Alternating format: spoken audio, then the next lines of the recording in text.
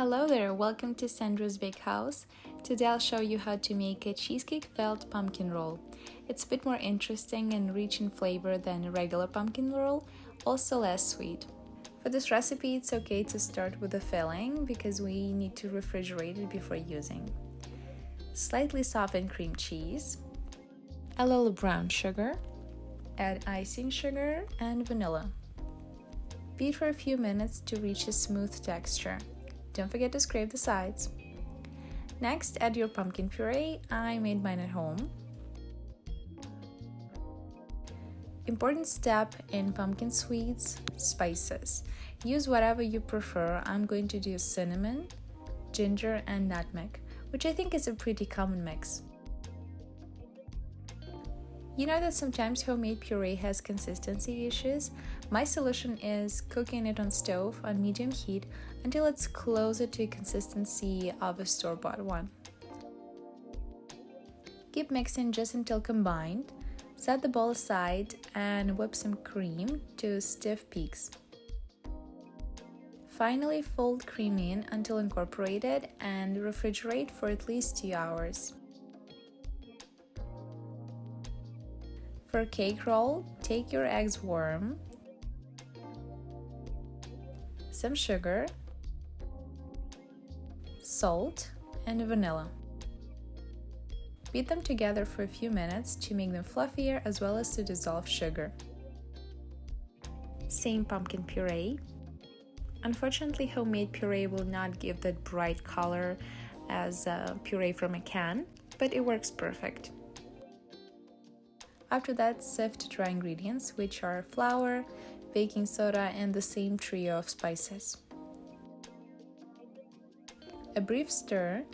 Finish with a spatula to prevent overmixing.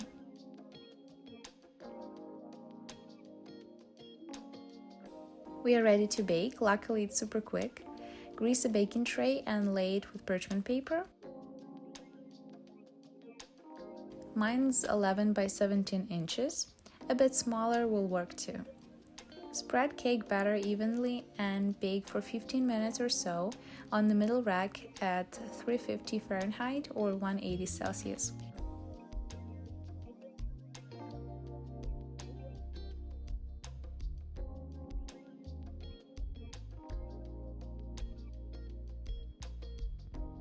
Flip a hot cake onto a clean kitchen towel and roll it relatively tight, folding the towel inside.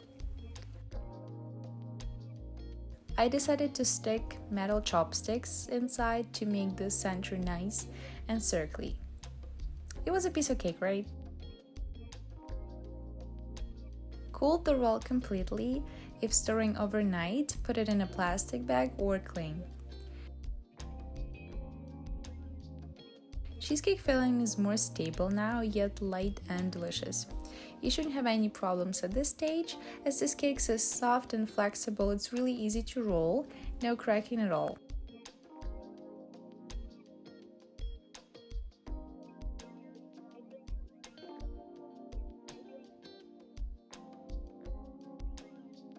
Again, do it not too tight and not too loose. Before serving, let the cheesecake soak into the cake for 2 hours, preferably more. If you're planning to do that longer than a few hours, place it in a container, plastic bag, etc.